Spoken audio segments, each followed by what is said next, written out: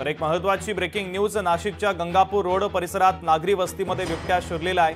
या बिबट्याला पकडण्यासाठी आता वन विभागाच्या वतीने शर्थीचे प्रयत्न केले जातात। बिबट्यानं येथील नागरिकांवर सुद्धा हल्ला केलेला आहे। हल्ल्यामध्ये 2 ते 3 जण जखमी झालेले आहेत।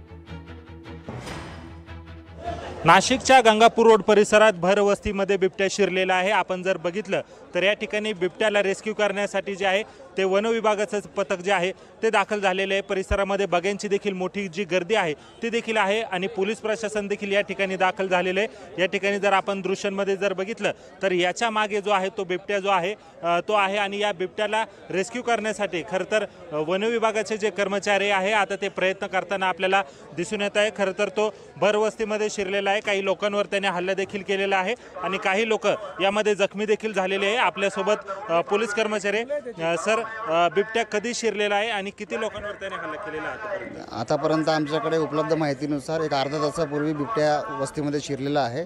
आता तो समोरच्या दुकानामध्ये बंद झाल्याचे समजले आहे आणि एक वन विभागाचे कर्मचारी त्यांनी असॉल्ट केलेला आहे। त्याला आम्ही सिव्हिल हॉस्पिटलला उपचारकामी दाखल केले आहे। सर, कधी शिरला आणि किती लोकांवर हल्ला केला आहे? सध्या तरी वन विभागाच्या कर्मचाऱ्यांना हल्ला केल्याचं लक्षात आलेलं आहे आणि एक अर्धा तासापूर्वी बिबट्या शिरला आहे। आता इथं कोणकोणते पथक दाखल झालेले आहेत त्याला रेस्क्यू? इथे आता वन विभागाचं पथक दाखल झालेलं आहे।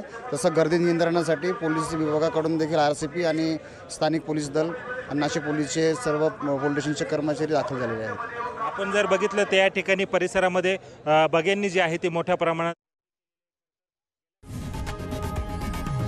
लोकशाही मराठी ऐका, पहा, जागरूक रहा।